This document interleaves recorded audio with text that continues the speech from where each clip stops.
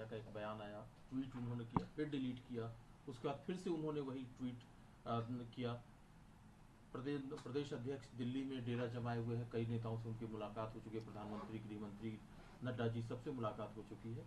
क्या आपको लगता है कि उत्तर प्रदेश भाजपा में सब कुछ ठीक नहीं चल रहा है? नहीं, मैं तो सीधे तौर पर देख रहा हूँ कि ये दो व्यक्ति हैं, एक उत्तर प्रदेश में, एक गुजरात के, दोनों 2029 को एम कर रहे हैं, जिसकी कहानी 27 से शुरू होती है। तो 27 और 29 एक साथ गुत्थम गुत्था है, ये वॉर ऑफ पोजीशन है। देखिए आगे आने वाले दिन बहुत इंटरेस्टिंग होने वाले हैं। सर, बिहार में कानून व्यवस्था को लेकर के जिस तरह लगातार खड़े हो रहे हैं, बीते 17 जुलाई को जिस तरह से घटना हुई, उससे पहले जीतन मांझी की जिस तरह से हत्या हुई, आपका क्या कहना है सर? मैं लगातार, आज कोई नई बात तो मैं कहूँगा नहीं, लगातार एक बात कह रहा हूँ कि बिहार में सरकार नाम की चीज़ नहीं है। सरकार नाम की चीज़ होती है ना तो लोगों का भरोसा होता है। सरकार अच्छी बुरी हो सकती है, लेकिन अगर भरोसा शून्य पे पहुंच जाए तो वो उस सूबे के लोगों के लिए, आम आवाम के लिए बहुत मुश्किल क्षण है, और बिहार उन्हीं परिस्थितियों से गुजर रहा है। सर, 20 तारीख को एक अभी रखा गया, बिहार बंद का कार्यक्रम रखा गया, उसके बाद देखो, सिर्फ इसको विरोध प्रदर्शन ना कहिए।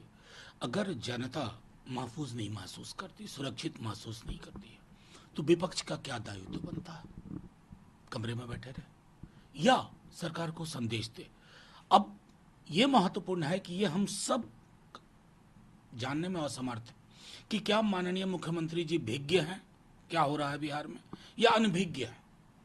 अगर अनभिज्ञ हैं तो चिंता का विषय है, और अगर भिज्ञ हैं और तब भी ये हो रहा है तो और भी बड़ी चिंता का विषय है।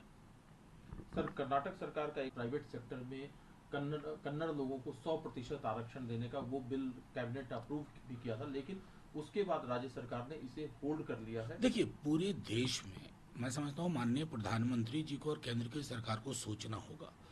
जो बेरोजगारी का आलम है, हर राज्य में ये मांग उठ रही है कि सर्टेन पोजीशंस पे ये लागू हो कि वहीं के स्थानीय होंगे। ये एक ऐसा मसला है जो दो धारी तलवार है, लेकिन इसका निराकरण करना होगा। ये परिस्थितियां तब और विकराल हो जाती हैं जब पाई छोटा हो, नौकरियां हैं ही नहीं, और उसके बाद अगर आती भी हैं तो उसमें जिस तरह की विजुअल्स आप देखते हैं, चाहे गुजरात का हो, मुंबई का हो, मैं समझता हूं ये वेकअप कॉल है, और मैंडेट का भी ये मैसेज था।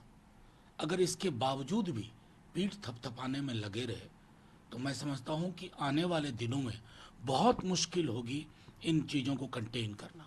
पड़ोस का राज्य सर आंध्र प्रदेश है, वहां से प्राइवेट से सीधा ऑफर मिल रहा है कि आप हमारे यहाँ आ जाइए। अगर देखिए, ये निदान नहीं है। ये ऑफर मिल रहा है, क्या कंपटीशन तो नहीं होना चाहिए ना कि केरल से ऑफर मिल रहा है, आंध्रा से ऑफर मिल रहा है। महत्वपूर्ण ये है कि इसको रिजॉल्व करना है। ये कब रिजॉल्व होगा? जब आपके पास पाइप भरा होगा, जब आपके पास रोजगार के एवेन्यूज ज्यादा होंगे। पता नहीं क्यों सरकार की कान पे जू नहीं रेंग रही है, बाकी सब रेंग रहा है। सर, एक मुद्दा जेपी में जो बयानबाजी चल रही है, कल सुवेंदु अधिकारी का एक बयान सामने आया था जिसमें कि वो सबका साथ सबका विकास जो कहा जाता है बार बार, उसको क्रिटिसाइज कर रहे थे कि नहीं, हम उसके साथ जो हमारे साथ। हालांकि अब वो सफाई भी दे रहे हैं, इस पर क्या कहना? नहीं, सफाई क्या दें, वो उनका बयान सुना, हिमंतो बिश्व शर्मा का बयान सुना, अलग अलग सूबे के लोगों को सुन रहा हूँ। प्रधानमंत्री जी को शायद अच्छा लग रहा होगा। डॉग विसिल पॉलिटिक्स तो हो ही रही है ना कि यहाँ बोलिए सबका साथ, सबका विकास, सबका विश्वास, और वहाँ लोग सीधे तौर पे मोर्चा खोल दें इसी देश के समुदायों के खिलाफ, इसी देश की कौमों के खिलाफ। तो जाहिर तौर पर प्रधानमंत्री जी, ये जो आप विश्व गुरु और विशाल हृदय होने की बात करते हैं, ये सब बेईमानी है। सर, जो हिमंता बिश्व शर्मा की आप बात कर रहे हैं, क्योंकि झारखंड में वो को इंचार्ज हैं और उन्होंने मुस्लिम आबादी के बढ़ने का जिक्र किया, सीता सोरेन के पति की हत्या का जिक्र करते हुए उससे उन्होंने सब तमाम कनेक्शन जोड़ा और जो गंभीर आरोप लगाए हैं, क्या कहना है? नहीं, क्या गंभीर आरोप है? फूहड़ चीजें। हमारी राजनीति फूहड़ता के टनल में घुस गई है। जो जितना फूहड़ बयान दे उसका टीआरपी बढ़ता है। अब देखिए ना, प्रतिक्रिया ली जा रही है उनके बयान पर। मतलब दुनिया में क्या मैसेज जा रहा है इसकी चिंता नहीं है। मैं लेकिन दूसरी मेरी चिंता ज्यादा बड़ी है। गिरिराज सिंह जी को टफ कंपटीशन मिल रहा है, बेचारे परेशान होंगे। पहले तो एक अकेले ही कम से कम खुल के बोलते थे, अब तो कई लोग आ गए हैं कंपटीशन में। तो मैं तो उनको शुभकामनाएं देता हूं कि गिरिराज जी थोड़ा और धारदार बनाइए, मजा नहीं आ रहा।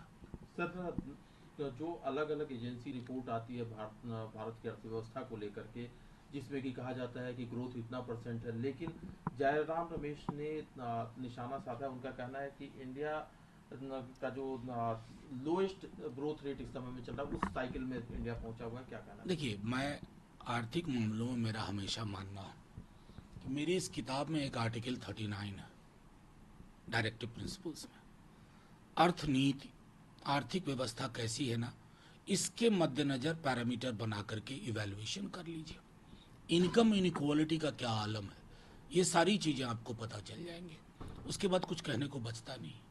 एक सर सवाल और है, और ये सवाल भी आरक्षण से जुड़ा हुआ है। अग्निवीर योजना के तहत को नौकरी मिलती है और जब वो निकलते हैं तो हरियाणा के मुख्यमंत्री ने ये फैसला किया, उन्होंने घोषणा की है कि उन सभी को राज्य में कांस्टेबल, फॉरेस्ट गार्ड, इनकी नौकरी में 10% का रिजर्वेशन दिया जाएगा। ये देखिए, हेडलाइन मैनेजमेंट चल रहा है। पहले हमारे कुछ CISF CRPF से कहवाया गया, अब नायब सैनी साहब से कहवाया जा रहा है। ये रेजोल्यूशन नहीं है मुद्दे का। मुद्दा क्या है कि मातृभूमि की सेवा करने के लिए जवान वो 4 साल नौकरी के लिए नहीं तैयारी करते हैं। पुरानी व्यवस्था बहाल हो। अब आप क्या कर रहे हैं ना कि जो गड्ढा है उसको भरने की कोशिश कर रहे हैं।